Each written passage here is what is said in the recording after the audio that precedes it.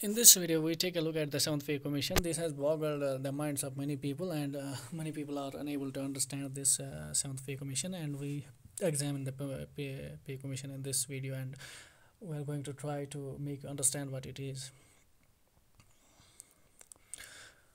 Now, let us first understand what a pay commission is. Pay commission is set up by is a panel of people which is set up by the government of India and gives its recommendation regarding change in salary structure of its employees. There have been 7 pay commissions in India, and the pay commission is headquartered in Delhi. Before it makes recommendations, it is given 18 months from its due date of constitution. A pay commission is constituted as and when it is required. The 7th Pay Commission consists of these people: Ashok Kumar Mathur, Vivek Rai, Dr. Rathin Roy, and Meena Agarwal. They were the members of the 7th Pay Commission, and their recommendations were accepted. The 7th Pay Commission was implemented on 30th January 2018. It resulted in an increase of 23.63% rise in the income of pensioners and 16% increase in the salary of serving employees. Now, what are the key highlights of the 7th Pay Commission? The annual increment will remain the same, that is 3%, and minimum pay has been increased from 7,000 in 6th Pay Commission to 18,000 per month in 7th Pay Commission. Pay structure will remain the same, but they have been named differently. That is, grade pay has been replaced by levels.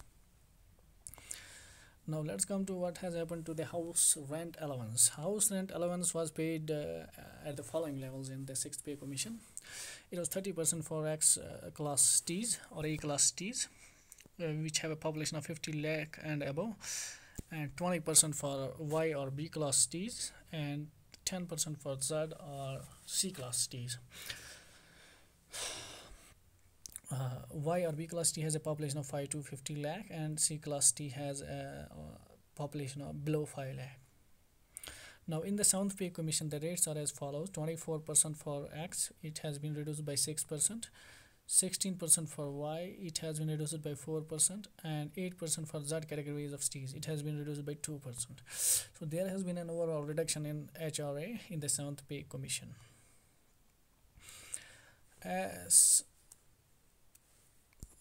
So it is indicated that this HRA may not be sufficient for employees falling in lower pay bracket. Therefore, it has been recommended that HRA should not be less than 5,400 for X, so rupees 3,600 for Y, and 1,800 for Z category of Ts.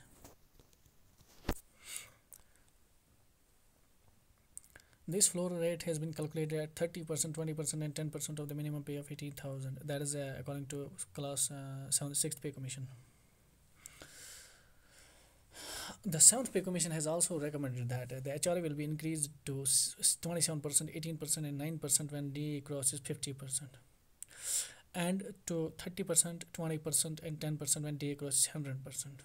But keeping in view the inflation that is rocketing high and is getting very high, these increases have been will be done when the DA cross 25% and 50% respectively, and not when the DA will cross 50% and 100%.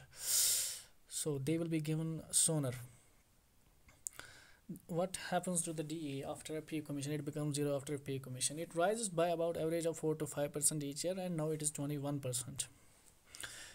These are the other allowances that are concerned with the armed forces. We are not dealing with what the pay commission did to the armed forces, but that's a very complex issue, and it requires a separate video of its own.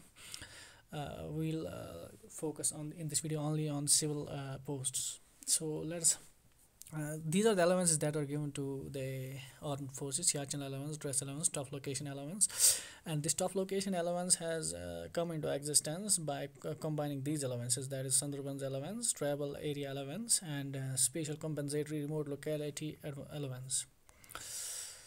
Military service pay will be given to all defense personnel irrespective of this rank, their ranks. We are just giving you a gist of seventh pay commission with respect to military forces. Maximum pay will be 2.25 lakh. This is the basic pay. 2.25 lakhs per month for the apex scale and 2.5 lakhs for the cabinet secretary and other categories of same levels.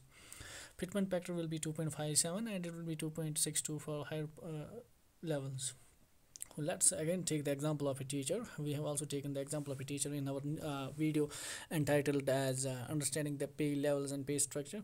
So the basic pay of a teacher according to 7th pay commission is 29,200. This is given in the pay matrix table. You can refer to that.